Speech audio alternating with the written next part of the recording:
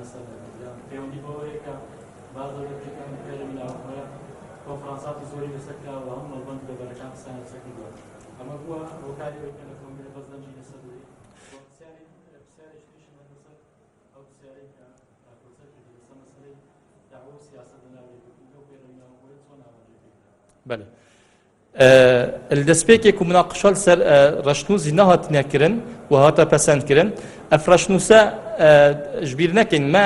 أبا بترش سه هيوانا جلك جلسات ومناقشات سرفي كلمة فيت أماجت شيء كم كو بيراو برنامج لدفي قرتو جلكي جرينجا يا قرتو إسلامي كرستان شياب فضل خده في ماوي شويدا بترش 4000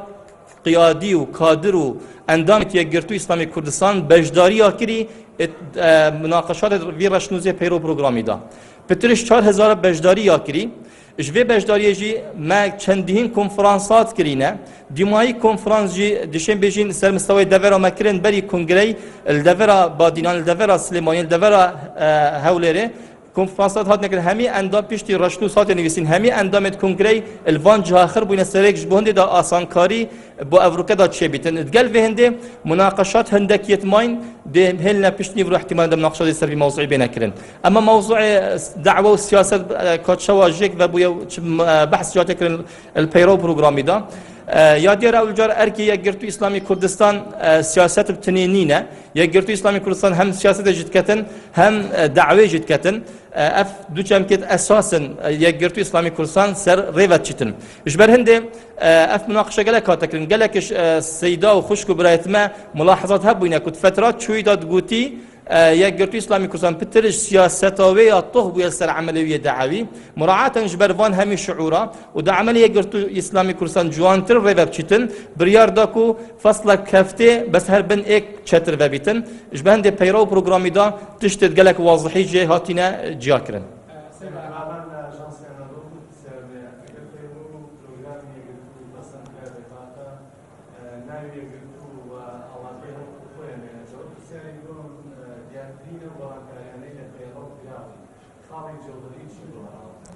لب یا ما قلت یا پسند بوینا و یا گرتو اسلامی کردستان هر وقت خویا مای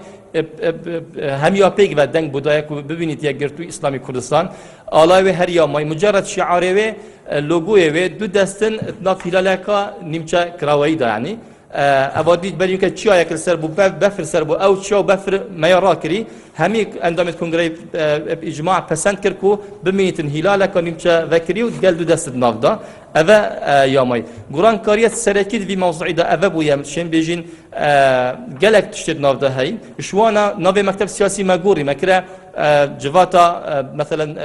جبا جكار أبا ناف مكتب سياسي بو أبا وديسان عندك مسائل دعوة والسياسات عندك محور أساسي ما بدانين كو بشين بجواني فرقك هبيتن كو هر دو كم كاب جواني بريكو بيكي ناف يقدر يسلم كرسان ده بريباب بين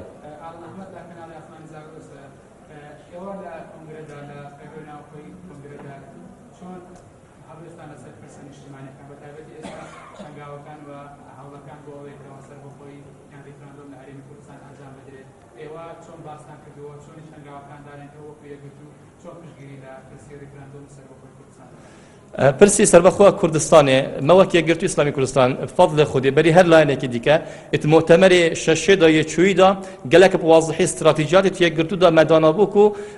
یک گرتو دی کار کتنجبو سربخوبونا هرما کردستانه افریقا قناعتها همی اندامت کنگره و همی وان ما قلت بترش 4000 اندام بجداریات وی رشنوزی داکری قناعتها همیا کو وضع سیاسی هات یا گورین هیوی امید گله کرد پتر خوشتر و جوانتر اللي هاتين هيفياوان ماستر او بترا جبهند افريقيا قالك بجدي وبواضحي ما استراتيجيات خدای نویسین و دیسان آمانجت خودش ما یا تثبیت کری کو ام دک کار کنج بو و خونی تایبت بو سر بخوبونا هرما کردستان کو بتا دولتک مستقل کردستان بو و هر پنگا وکا بیت هاویتن یک گرتو اسلامی کردستان دی پیشگیری لکت ریفراندوم بیتن آنجی هر پنگا وکا دی بیتن یک گرتو اسلامی کردستان حاضر پشتوانی بکتن چونکو سر بخوبونا گل کردستانی و دولت بونا کردستانی و خونا همی گل کرده و دیسانش اهدافت میا و استراتژیات منه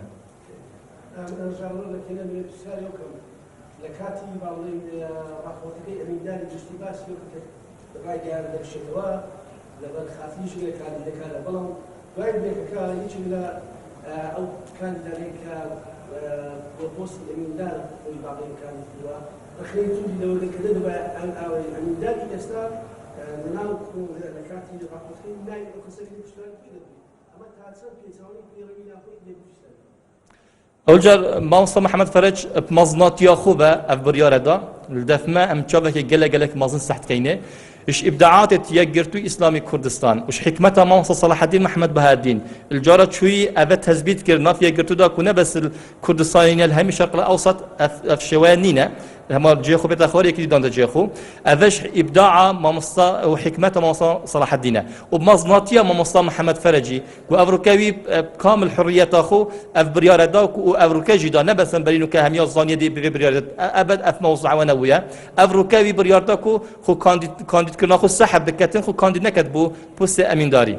جبر هندي هكر السيدة كديه برز هر قلت لك شو بيتن بيرو بوشونت هر سيدة كنا ناف مدا تشتي متميز نافية جرتو إسلامي كردستان دا هر برايك يحرة يبكيف أخوة شر تعبير الشتكتن مجرد البيرو برنامج ما در نكبيتن أبا أزاديك جالك باش يا بحيث ناف مدا يا هي شوانا هكا سيدة كي قلت لك قلت بيتن أم نت مطلع إنسان كل ده في شخص كي بحس كربيتن بس عموما أم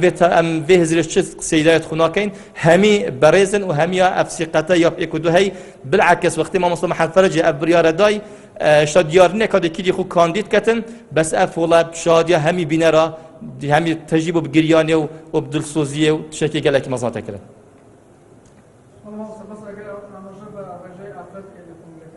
رجاء أفرته الحمد لله يا جرتو إسلامي كردستان دي بيجنيا متميزة كوما في أفرته دته وشافك جالك مزن سعد كتا أفرته هر قاف نف نك يا جرتو إسلامي كردستان أفرت تمام كري بياوانا يعني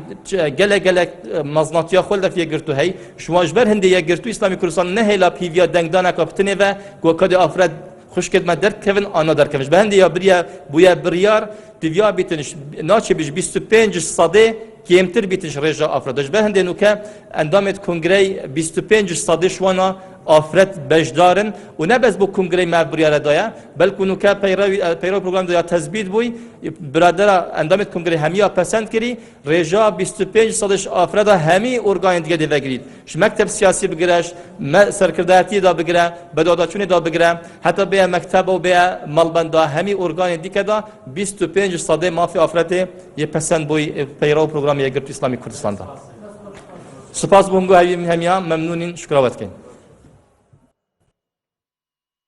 بەڵێ بەڕێزانەوەی بینیتان